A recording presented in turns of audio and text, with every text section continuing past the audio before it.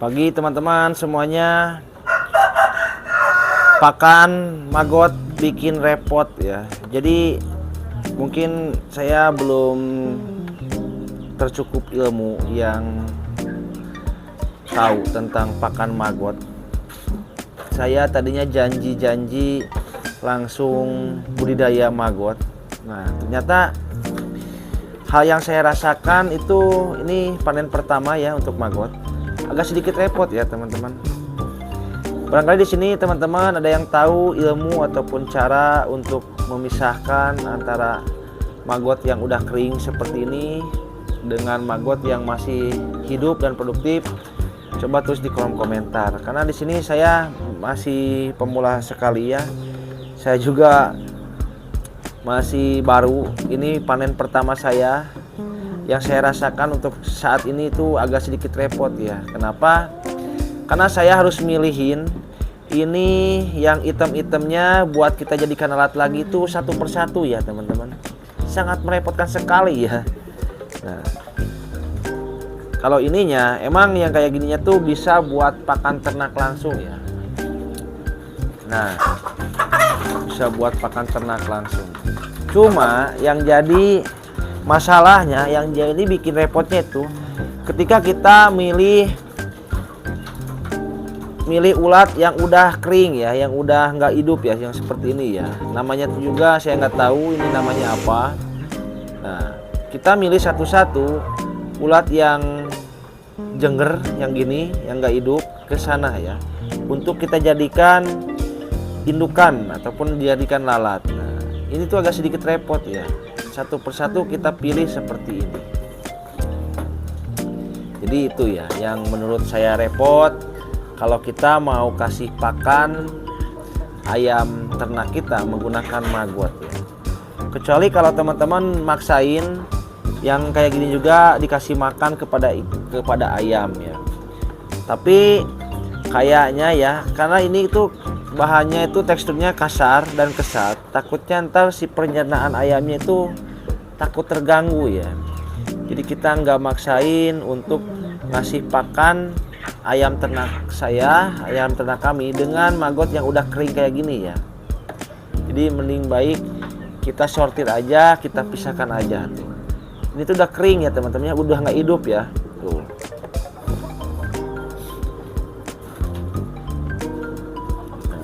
Apa tujuan saya budidaya maggot? Tujuannya itu yang pertama tadinya pengen memperingan biaya pakan yang saya keluarkan untuk ayam ternak ya.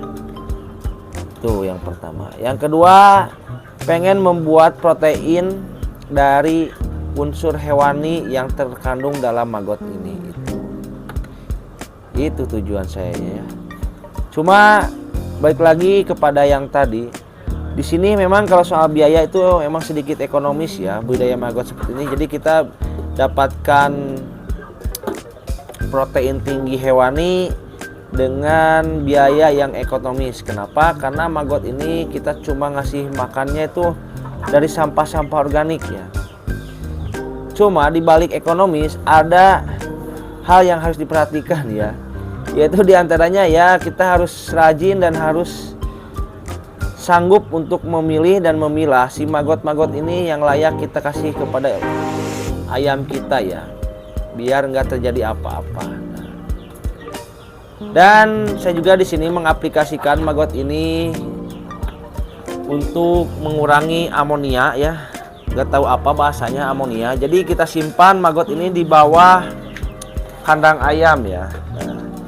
Jadi alhasil walaupun ukuran kandang ayam kami cukup sedikit sempit ya, tapi di sini aromanya itu nggak menyengat bau tai ayam ya.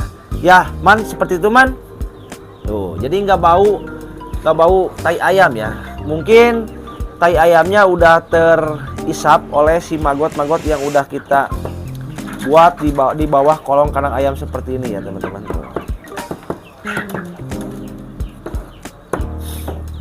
Seperti ini. Nah, kalau ini sangat membantu sekali dan sangat efisien sekali. Cuma ntar ini pas panennya itu ya kita harus siap lagi untuk memilih-milih si maggot ini untuk kita budidayakan kembali ya.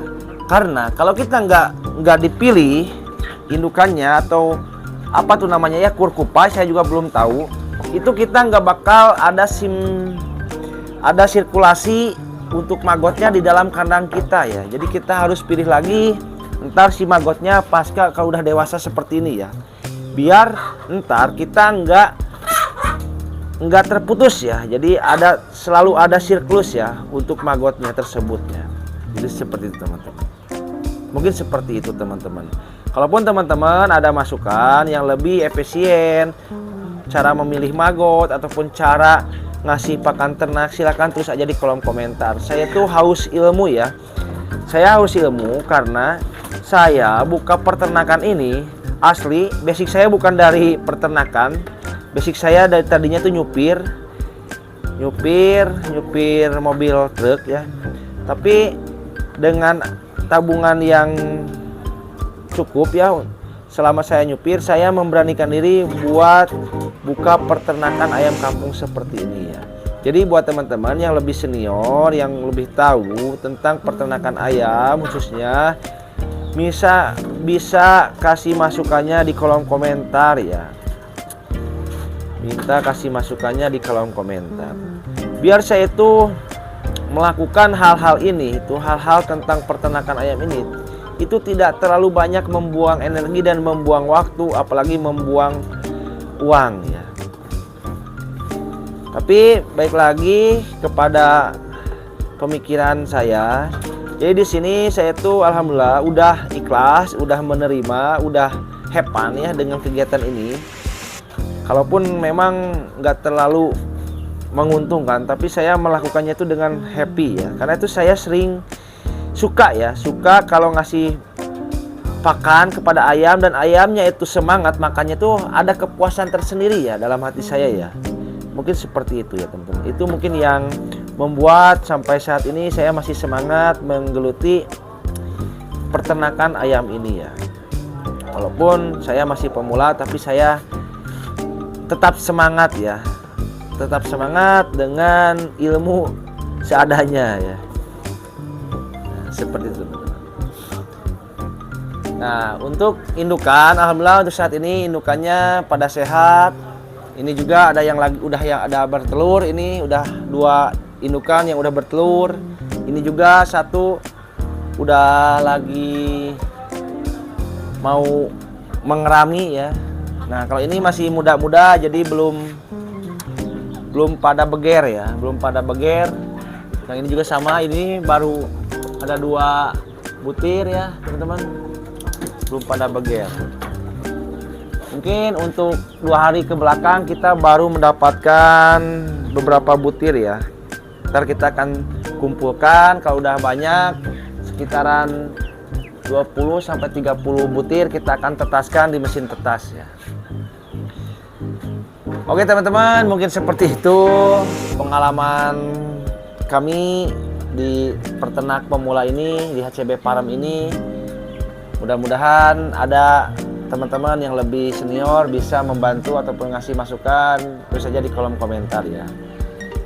Salam dari peternak muda, salam dari peternak pemula. Mudah-mudahan niat kita, cita-cita kita cepat tercapai dari peternakan ini. Amin. Sampai jumpa di video selanjutnya. Diku-dikunya, waalaikumsalam semuanya.